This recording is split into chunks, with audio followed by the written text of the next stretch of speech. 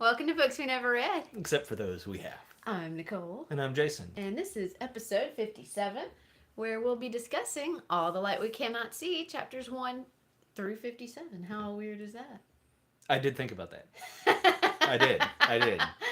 And if your book doesn't have chapter numbers, as some don't, then we're reading through the chapter called The Wardrobe, where they push the wardrobe in front of them. Where they go to Narnia. Wrong book? Wrong book. Oh, no! So, before we get started, please make sure that this is the episode you really want to be watching, because we talk about the book up to this point as if you have also already read it. So if you haven't started All the Light We Cannot See yet, you need to back up, pause, whatever, read to chapter 57, and then come back to us when you're ready. If there's anything else you're interested in reading, we have tons of other books that are playlisted for you. We recommend all of them, except Flanders Panel. That's true. So yeah, but even that, I mean, whatever. Yeah. You gotta read stuff, so you might as well read that.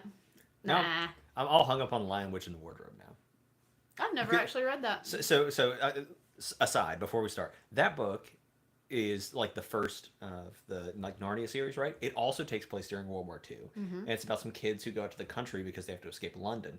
But really the whole thing is about like them coping with the trauma of the bombing and everything. There's a lot of similarities. Interesting. Here, so. Well, maybe you can kind of draw some parallels. Yeah, I'll think about it. Between the two. Peggy also says she doesn't recommend the Dan Brown book that we've read, which was Deception Point, and it was okay. Peggy, would you believe that is our second most watched book after all of the Three Body books? It's true. If you go back and look at it, Deception Point gets more views. Yeah. How interesting. I don't understand why. There must be something else out there with a similar name. Yeah. It must be a mistake. It must be a mistake. So before we move any further, just to let you guys know, if you don't want to watch the videos of our book club, we are playlisted as a podcast in YouTube Music. And you can also take the discussion off of ye old YouTubes and onto Goodreads, where we have a community called Books We Never Read. We try to keep it simple around here. We do. So, yeah. Anything else? You ready to get started? I also want to say that I have picked scissors first, probably 5 weeks in a row now, and I need to swap it up. That's all. That's all. Well, I beat him with a scissor, so. Let's get started. Okay, so do you like it so far? Yes. Look, I've probably said this before, but historical fiction doesn't get me excited. As far as I've noticed that the other books that we read get me more excited than historical fiction. I wasn't terribly excited about reading Salt to the Sea either. I also don't remember a lot of that book, but it was good. And I guess because it's close enough to nonfiction, and that's not why I'm reading in my mind, right? That's not why I'm doing this book club. I'm not here for the nonfiction stuff. I do that on the side. And as soon as I cracked the book open and read the first page, I was in, because this guy writes the way that I want everything written. His words are just so beautiful. And the first chapter is written from the point of view of the bombers, right? Flying over the English Channel to go bomb St. Malo. And I think juxtaposition in literature is really cool. And so for example, you can do juxtaposition with your words. Like in Three Body, when the young lady falls off the building after getting shot and her body falls like a leaf, and it's almost some kind of natural process, and it's this beautiful thing. That's really cool and well done. But then there's a deeper juxtaposition you can do, where you use this beautiful language that's not a contrast between the two things, and just in the way that you tell something that's absolutely horrifying. And that's what this guy does. And it's just horror after horror after horror that's just really well done. Yeah. And I think what's cool too is that in using this language, he's obviously very descriptive, and he tells us what things look like. but I think I feel things more than I see things with the way that he writes, and that goes along with the way that our blind character is experiencing this, right? Like I don't feel like I'm seeing stuff. I'm getting this like experience in a different way. Yeah. Yeah. It's beautifully written. Yeah. It reminds me a lot of The Book Thief, and not just because The Book Thief is also World War II based, but just in the way the descriptions are carried throughout the book. It's just beautiful and haunting, and you just know you're in for a good cry at some point. Yeah. I do recommend The Book Thief if you've never read it. It's really, really good. It was one of the first audiobooks, like fiction audiobooks I'd ever listened to, and I just the way it keeps making you relive a particularly sad spot like 30 times, and it's like with a purpose, right? That like war is sad. Yeah. So I will say this, this has been on our reading list for ages, and I didn't know anything about it. I just knew that it was on the list. I think you probably added it. I don't think I did. And then I saw like the trailer for the Netflix thing, and it starts with the girl like playing with a radio, and like we're here at chapter 57, and that hasn't happened yet. And this book is not at all what I expected it to be. We've spent so much time in their past, and not like in this drama of what the trailer would make it appear to be. So it'll be interesting to watch the movie to see like if they leave some of those parts out, right, and everything. I bet it'll flash back. Sure. Yeah. I do really like that we got to watch Werner and Marie-Laure grow up. We met Marie-Laure where she still had her vision, and she was playing around in the Museum of Natural History, which, how cool is that? That's your playground growing up. Yeah. Like my playground growing up was a library, and I thought that was cool. Yeah. But like, whoa, Yeah. that's so cool. Yeah. But it also means that as a very young child, before she lost her vision, she had a lot of context. Yeah. That most children wouldn't have at that age, and she had the world at her fingertips. Yeah. She had the internet. Yeah. Essentially, but like real, and that's amazing. And I think that's a huge part of her survival. That and how open-minded her dad is about making sure that she can survive. Yeah, I also feel though that like because of that experience, she's lost so much more. And that's probably not true, right? She's lost everything. Everybody else has lost their everything. Right. Everything is everything, therefore equal. But like, it's not like she went from one farmhouse to another. She lost this museum and all that stuff. I think that's some good symbolism for France's situation in World War II as a whole. People always make a lot of jokes about how, France just turned over and, they didn't put up a fight. They were still recovering from World War I, and they had a lot to lose. When we think about like what our average aged building is in America, it's like 50 years old. Yeah. And the average age building in like Paris is 150. Yeah. That's the average. Yeah, yeah. They had so much to lose. Think of, the stained glass at Notre Dame and everything. They discuss that in one of the early chapters of this book, right? About how there's X number of buildings left in St. Malo that are like the original ones. There were 852 buildings in St. Malo, and 120 remained at the end of this bombing, but all were damaged. Yeah, that's it, yeah. And it is reminding us at that point, because as Americans, we have a hard time, not all of us, but some of us, especially, very insular Americans, we don't understand that. We see our country, it's very young and it's very modern, and France had a lot to lose. Yeah. Well, we're very lucky to only ever have really one war on our soil. Yeah. Not counting the Revolutionary War, because like it wasn't ours, right? I'm not counting that one. No, we're making it ours. Yeah, and we haven't any wars. Okay, so like I'm not dismissing like the native peoples who lived here before, but the wars that we have seen as Americans on American soil, there wasn't much to lose. Well, and really, and in the grand scheme of things. And the Civil War is the last of, or it's either the Civil War is an interesting crux between like modern war and what is left of Napoleonic War. And so and World War II is the height of, modern warfare. And I guess now we're in like postmodern warfare. It's complicated. We're in a whole other realm now. Yeah. But yeah, you're right. I mean, there's a lot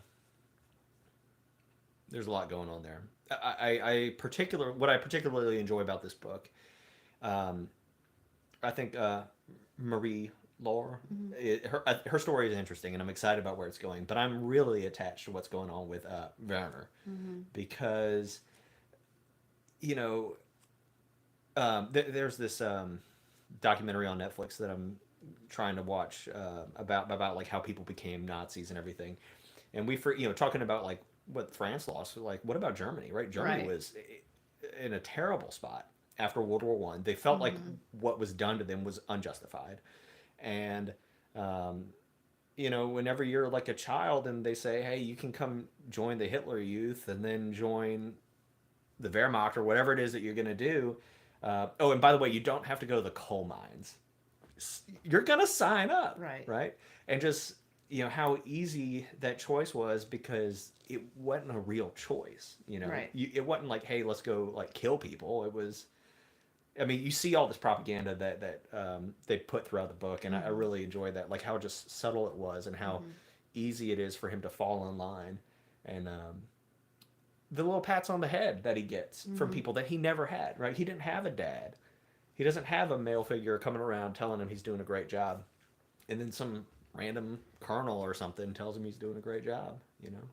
Yeah, and that was my big point. See, I listened to most of this section of the book on a drive I had to work out of town, and so I couldn't stop the book to make notes, and so I tried to like ask to make a note for me while I was driving, and that note exists somewhere, but who knows where it is. But I was all wrapped up in my feels at one part pretty early in the book, seeing Werner and his hopes and dreams. He hears this, what we now know is the uncle's brother, the grandfather's like podcast. Not what it was called back then. But his little educational stream that he had for kids. I did not put that together. Okay. I didn't put all that together. We hear Werner listening to that and learning at such a young age magnetism and trigonometry and just the beauty of the world that you can see when you understand science. He has so much potential, and that's such a crappy thing that breaks my heart about war, is that the biggest casualty in war is children, and an entire generation is ruined. I mean, if they survive, if they don't get starved out or just lost in the shuffle, their potential, their human potential, their capacity for what they could be and how they could change the world is completely destroyed. And it just sucks. It breaks my heart. I'm all verklempt. Well, and I was talking to a friend of mine yesterday about like ethical decisions and just like difficult choices that have had to be made throughout history or whatever. And then I think about like maybe some of these are difficult, and part of me got really, not like really upset, but annoyed whenever the guy shows up and he's looking at Werner's book and he's like this is trash or whatever. You're going to the mine. You're gonna serve your point, right? Like everybody has a purpose, but he doesn't have to go to the mine, right? Like that guy, right?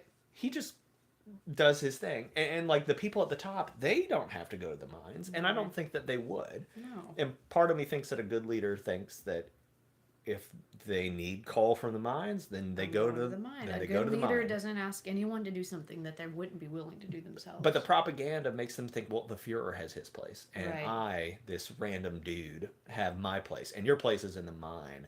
And like that's the part that bugged me. And then I thought about like, oh, we do that anyway, right? Like we, and I don't know that there's a way to avoid it, but it's very clear in this sort of story, that it's not true. It's just what we say to ourselves. Yeah. And that, how easy it is for him to make that choice to join, the Hitler Youth, because it isn't really a choice, right? But in his mind, this is a way for him to be able to survive and to be able to take care of his sister. And And his sister, she grows up so fast. You know, she was just a wee baby at the beginning of the story. And then she's like, hey, you know what I heard on the radio?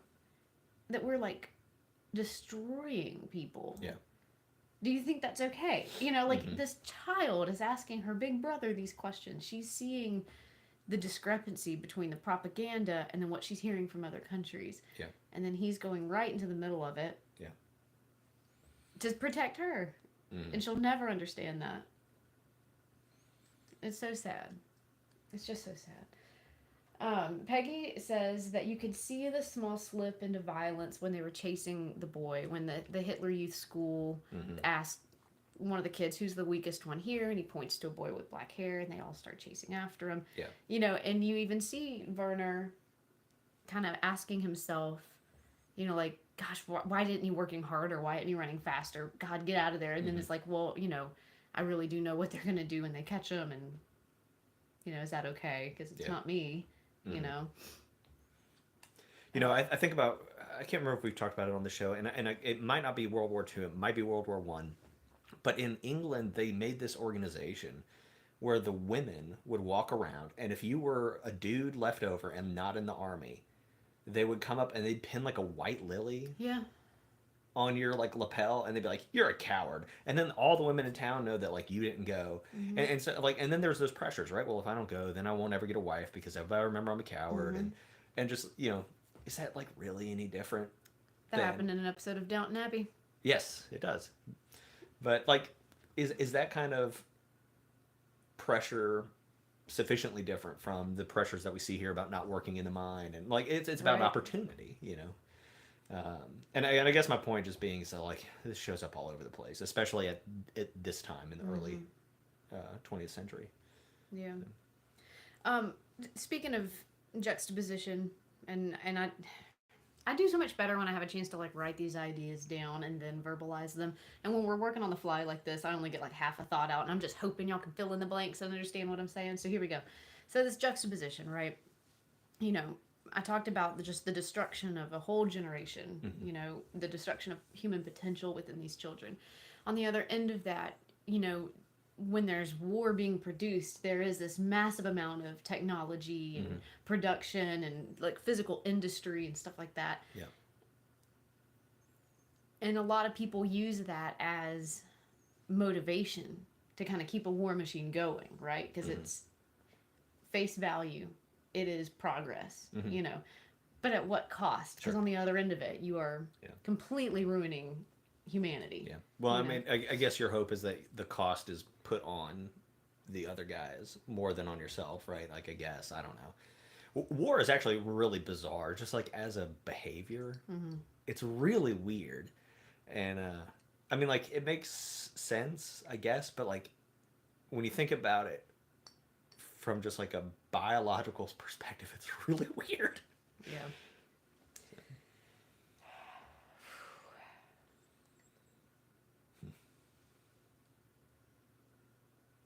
The author is so good at building tension, says Peggy. Also, the blind girl thing in these World War II books. Sigh. Yeah. Goodness. Okay. Man, I love reading historical fiction. I do. Yeah. God, it's heavy. Yeah. It really like takes it out of me. Well, let's make one more point before we jump on to the next thing. Just talking about like the cost of war or whatever. You know, we also have Uncle Etienne, who is PTSD'd from World War One, right? And honestly, he seems like a fun dude, but he doesn't want to go outside and all. And you know, obviously we have more awareness now about that sort of thing. But absolutely, after World War One, right? They called it shell shock. They did not understand. And those dudes saw the craziest stuff ever. Yeah. And then World War II happened, and they were a pretty close second.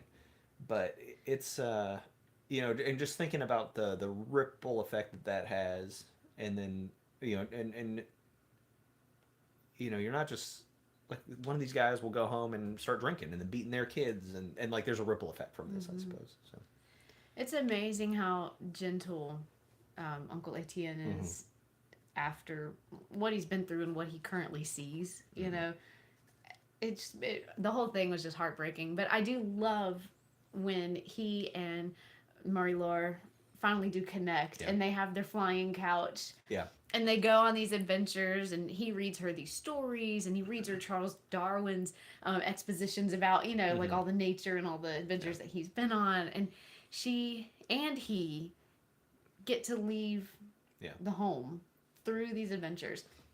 Another really amazing thing about books. Right. That you get to go somewhere.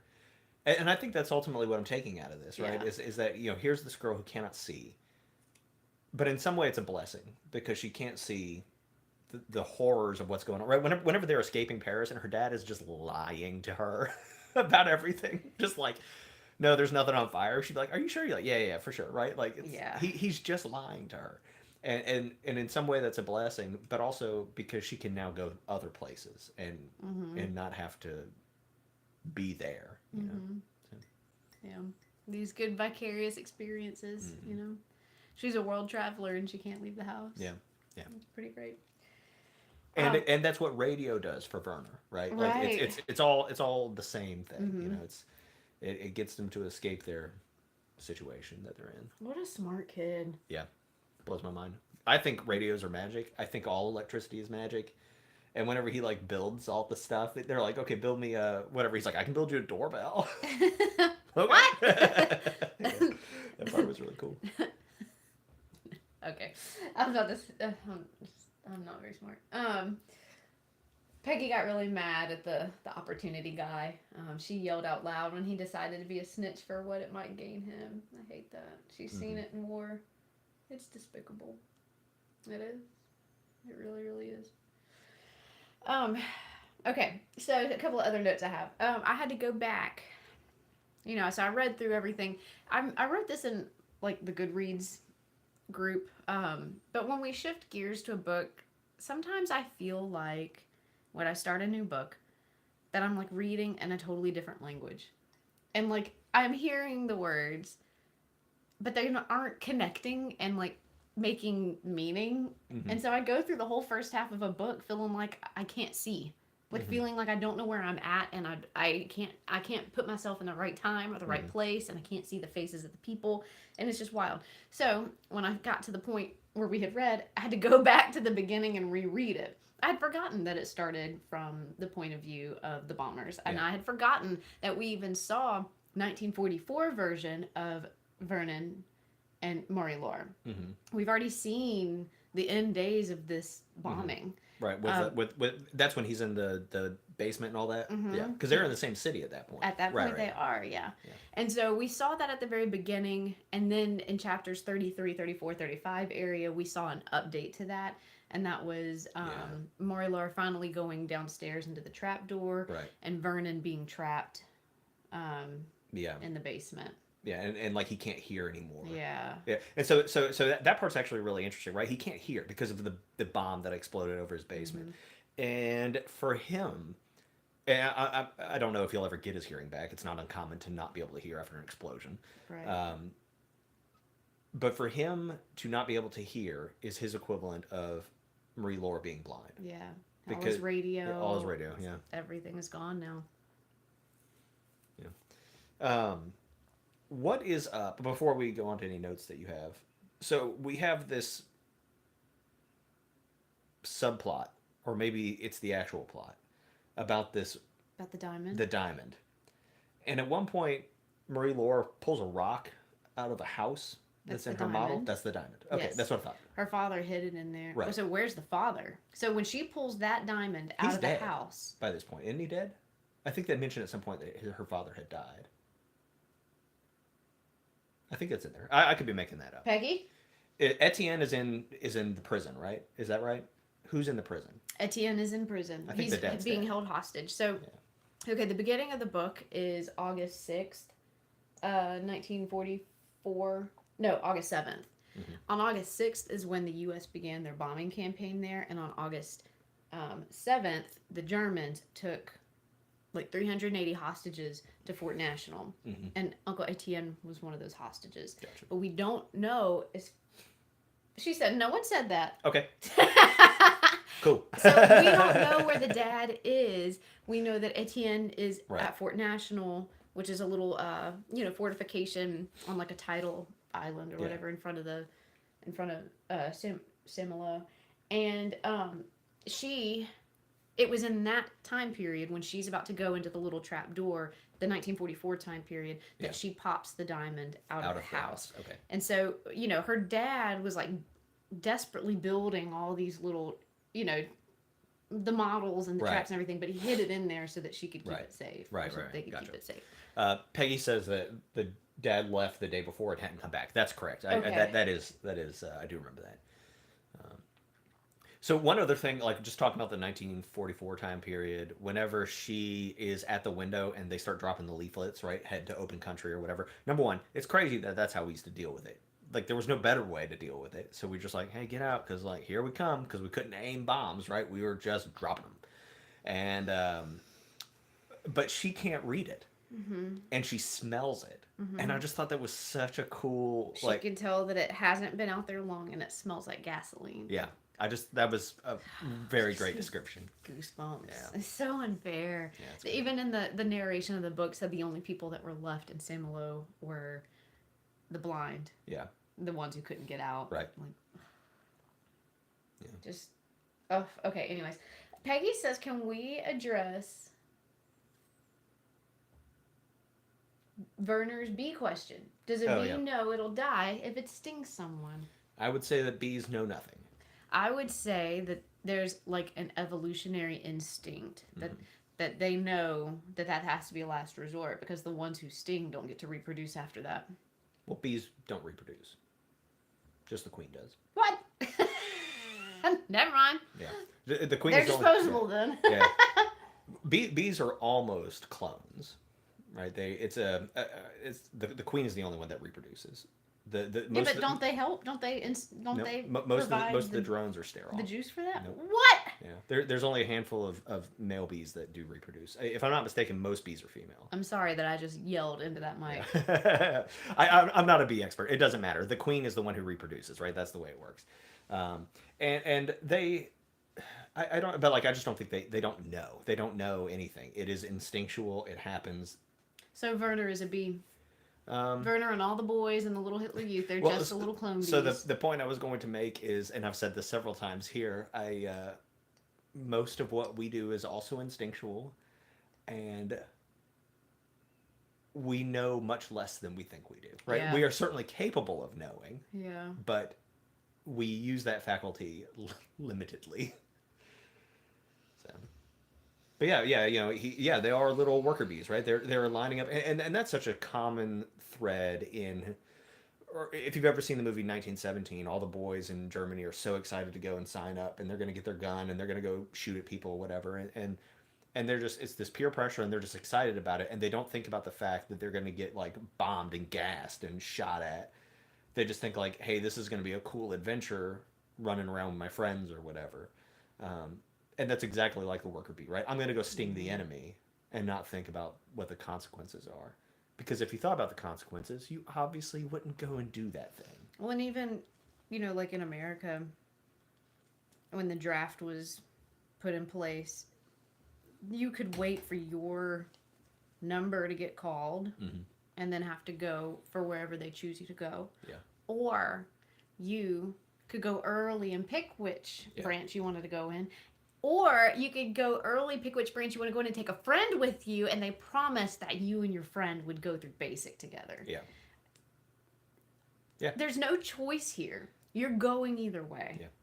But they're able to spin this to make you feel like you've got a choice, and that there's a way to make this fun. Yeah. Well, I mean, have you ever seen the Marine like billboards? It's always like 4 people. It's somebody from every race. There's a lady in there. They're all smiling, and they're like kicking it, right? Like they're in their uniform. They got their guns, but like they're not like hiding behind a wall, right? Like they're you don't see them crapping their pants. Yeah, they're chilling. Yeah, and then it says like this is for camaraderie. You do you want a family? We're the family. Yeah. Like that's how you pitch it, and that makes sense to me. There's nothing like wrong with that. No. And it does provide that thing for some people, and it does for Werner, right? And it's a way out.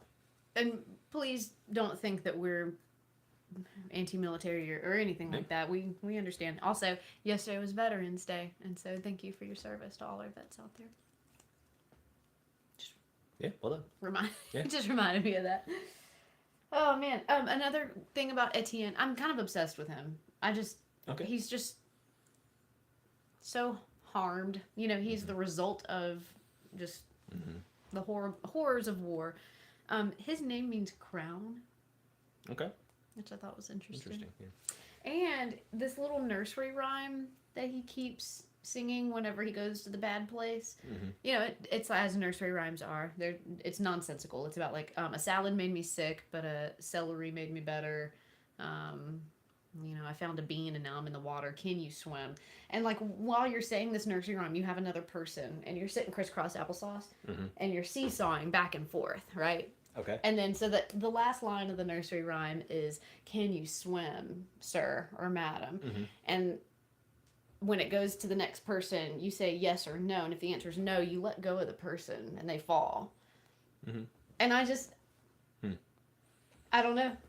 Well, first of all, I just thought that was interesting. I just Googled it. That's all. And read the lyrics to it. But I think that's interesting that that's the one that is in his head. And I wonder if, you know, he and his brother seesawed, you know, and I wonder if he feels like he's let him go, you know, like he already has this guilt that his brother didn't survive, and he did. Or like, and I'm making stuff up now, but like, what if he is the one who is holding himself back from falling, right? He is holding himself, and the nursery rhyme is holding him in place. It's keeping him from falling back. Poor Etienne. Yeah. Oh, and then, okay, so back to where is Marlowe's dad right now. Okay, we do know the perfumer noticed, their last name is LeBlanc, Monsieur LeBlanc, taking steps and making a map and marking homes. And we also know the perfumer was like, I think the Germans would like to know this. Right. Maury Laura hasn't seen this, and I don't think the dad saw this, but we saw kind of a panned out view of the German flag being raised in Saint-Malo. Yeah. You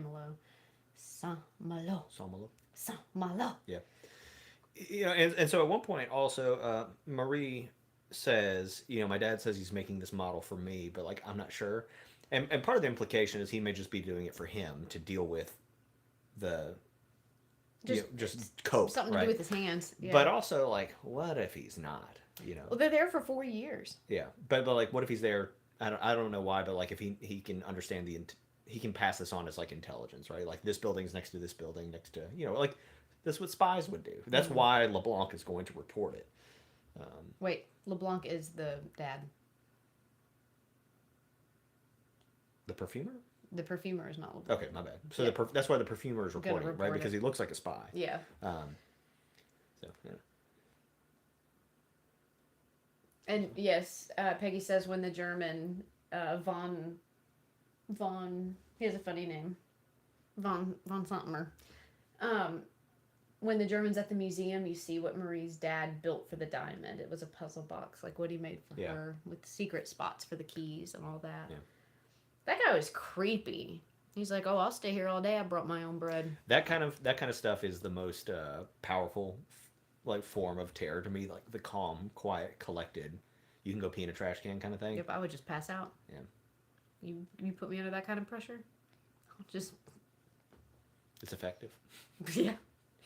Scare the crap out of me. Yeah, and Peggy also, gold star to Peggy for making a throwback to another book. She said, like, in Fourth Wing, you don't know all the facts when you're a soldier. Right. And it's not important that you do. Nope. You can't do your job effectively. Yeah. In fact, you would probably do your job less effectively. So, yeah, that is a storyline, right? Is, like, the search for the real diamond. Right. That guy went to the Museum of Natural History thinking he'd find the real diamond. He has found one of 4. Yeah. One is the real one, and we know that one is at the museum, one is with the LeBlancs. We don't know where the other 2 are. Yeah. Do you think the LeBlancs have the real one? Yeah. I don't think it matters if it's real or not. No. I mean, the danger is real, whether or not the diamond is. Yeah. The diamond storyline is interesting to me because I don't get yet why it's here. Like it just doesn't. You know, there. If this girl boots up the radio, she's in enough danger anyway, and she's in danger anyway because there's Germans everywhere, right? I don't understand why the Diamond storyline is happening. Like she could have been living in the museum and known about it, and then like that could have been it, you know. But I'm excited to see where it goes. So I have a guess about something that's going to happen. Am I allowed to guess, or do we not want to do that? Yes. So, you know, Werner and them are trapped down in the basement, and there's no way out. Mm-hmm. I think that Werner's going to be able to create, given what's down there, a radio to transmit out. But all the receivers are gone, except for the one in the attic, which the one in the attic is a transmitter. I wonder if it is a receiver. Because, you know, all the French had to voluntarily surrender all their radios and stuff. Yeah. But I think that she's going to be able to hear their message, and then, or she'll be sending out something, and he'll receive it. Anyways, they're going to figure out where they are, and she's going to rescue him. Maybe so. But then what happens to the rock? It's going right into the hands of the Germans. Maybe. And for the French, you know, that's just a symbol of all the things they had to lose. But in the world of Werner and Marie-Laure, you know, it's nothing because their lives are the world. I mean, and we spend a lot of time talking about like the stories of the curse of this diamond. Yeah. You know, and I guess, and that kind of, and maybe that's why it's here. Is it's sort of, it's not really an explanation of all the bad things, but like once her dad starts working with this thing, that's when she goes blind, right? And whenever, and like then they have to carry it, and the war follows them, and like all this nonsense, and you know, I don't know, I don't know. Yeah, but it's like her father says, it's not a curse, it's just bad luck. Yeah. You know, but bad luck is everywhere in war. That's it. That is a good point that Peggy points out, that we did this exact same thing with the Amber Swan. Yeah. In Salt of the Sea. Yeah. It ends up being nothing. Yeah.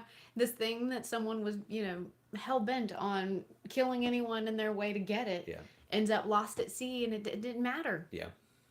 It was nothing. Yeah. It's petty, and we are so petty. Yeah.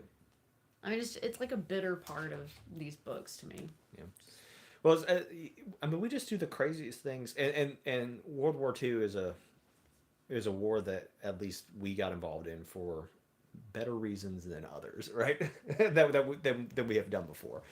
But like, you know how often I was thinking about this Friday about people would like die because their lord wanted like a port so they could have access to the sea.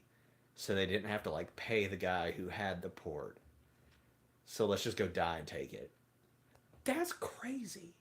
And the fact that like people have declared wars over rocks and like dumb stuff. Just, you know, it's crazy.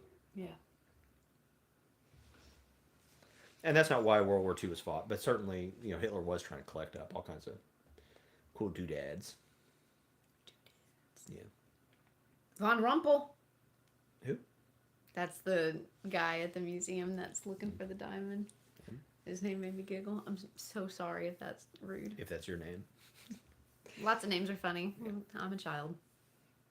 Your name's funny. I know. Yeah, I was going to say, I mean, as an owner of a funny name, I feel like I reserve the right to laugh at other funny names. Let's see. Yeah. Oh, and then, so just to make sure that we're all keeping track of all of our characters and stuff, you know, Werner is in school and he's sending home notes to his sister, but he's talking about Volkenheimer, who is like watching over him and like counting how long it takes for him to complete a project. He's the big kid that's like a grown man, but it's Volkenheimer who's trapped down in the cellar with him in 1944. Excuse me. I like how we see the letters, Werner's letters. And they're censored. But they're censored, yeah. I like seeing it from that perspective. It's cool. Does that mean that we're seeing that she's received them? Somebody's reading them. Yeah. Somebody's reading them. Gosh. I mean, I feel like we've read so much. Yeah. And there's still 2/3 of this book left. Yeah. This is a lot. Yeah. I'm gonna need an easy read after this. Well, we talked about for the holidays doing another Mark Edwards. Mark Edwards. We could finally bust out a Colleen Hoover. Oh yeah, we do need to do that. I'm not convinced those are supposed to be easy reads. They're difficult in other ways. Yeah, his letters are redacted, says Peggy. Yeah, I don't think I have much more to say on this one. It's definitely like an emotional read, and not because it's like super tragic. I think we're gonna get there, and it is tragic, but not like overwhelmingly so. It's just there's something about the imagery, and it's powerful, and because it's powerful, it's like a little tiring to me. It took me a long time to read it because I'd read for a little while and be like, okay, I just need to process this for a minute. It reminds me of West with Giraffes in that way. You can just read this story and only know what's happening in this story from the perspectives of the people telling the story. Just like with West with Giraffes. Yeah. Or if you have a little bit of context, or if you even have the curiosity to Google some of these things, you can unlock so much backstory that provides so much more context. Like, I Googled the thing about Fort National, and because I was like, this is something. I could tell this was something linked in real life. And so then I looked it up and I was like, well, my gosh, poor Etienne, he's a hostage. Like, I see him as like a child. Yeah. Sure. I just want to protect him and keep him wrapped up and keep him safe. So anyways, but like West with Giraffes, it can be exhausting in that there's a subtle mention of something, but if you know what it's referencing, it unleashes a whole prior knowledge context of trauma or experience or information. Well, and we were talking about how when you were a teacher, this would have been a great way to teach both English and history at the same time. Yeah. When I was in college, we did not have, I did not take English or history. We had a combined English and history As thing. it should be. And we didn't read it, but the way that class worked, I think it was like 5 or 6 semesters. It was a long time. But you worked your way through history, and so you read literature from those time periods. And obviously, this literature is from today's time period. So, like, we would never have read this. Yeah. But being able to combine those things is, and especially with just prose that are so good. Yeah. And part of me, I've had several people tell me that they're going to watch the Netflix show and then come and watch this, and then not read the book. If that's you, you have made a mistake, and you should read this book because it's really good. Yeah, it seems like from a couple of things that I've heard that the Netflix show is based on this, but it's very different. Right. Well, it's going to be. Maybe not an action, but like an action drama, right? And I don't think I'm going to keep reading this book because of the story. I'm going to keep reading this book because of the language. I am that into the way this guy writes. Yeah, it's really, really great. Yeah. Yeah. So if any English teachers are out there, like when I taught English, one of the classes I taught was like world literature. And so we would read like novels and stuff like that, but then talk about the history that was going on in real life behind it. And anyways, this would be a good one. Yeah. If you don't remember the first chapter, go back and read it. When it's talking about the bombers coming over the sea and seeing like the moonlit islands and all that. I mean, it's just, and the stupid names of the bombers. Like Annie, get your gun or whatever. Yeah. Like, but again, it was things people did to help them cope with the realities of what they were doing. There were kids flying these bombers. Yeah. Yeah. They'd paint on the side of it. They'd keep their tallies on the side of it of how many successful. They had to do things to separate their minds from the fact that they were literally ending lives. I mean, that's such a heavy role to play. It's a heavy reality. But it's also trophy taking, right? Like trophy taking is very deep in the human psyche. And think about like football players who put like little skull and crossbones or something on their helmet for every touchdown they make. We do the same thing with bombers. We have ancient spears that have notches cut into them. Like it's well, you have to make it a source of pride, or otherwise you wallow in the tragedy of it. Sure. Right? So you have to be on top, and you've got to be the strongest, and you've got to own it. Yep. And make it enviable. Yeah. Yeah. It's so complicated. Peggy says, la la la la la, not listening, not watching till I'm done reading. Same. La la la la la la. Same. Yeah, it'll be fun though. We'll do another show on the Netflix version. And We're gonna turn off the Netflix, come running in here 30 seconds later, bawl our Go, eyes go, out. go. Yeah. We've got our handy dandy tear soakers. We've got two. There was another one over Yeah, there. I moved one to my office. Okay, Mhm. Anyway, yeah, that's all I got. I think that's also all I have. If you're watching and you didn't get to join us on the live, please leave comments below because we'd love to hear what you have to say. And I guess we'll see you guys next week. We're reading chapters 58 through what, 115? Wow. Yes. Good job. I can see it. Oh. Yeah, Peggy says I'd wallow. Couldn't do it. Yeah. Military folks are made of much tougher stuff than I am. Which is why we thank them for their service. Doing the job that some of us cannot do. All right. Boy. All right. So yes, please catch us next week. Same time. Same channel. Next set of chapters. Same bat time. Same bat channel. You don't know what that's from? No. Oh, it's the old episodes of Batman. I figured because you put the word bad. Is it Spider-Man? The whole. All right. Anyways, and we'll see you next time. Happy reading. Mm-hmm. And I feel like we're forgetting something. No, you're good. Bye. Bye. Give it a couple seconds. It's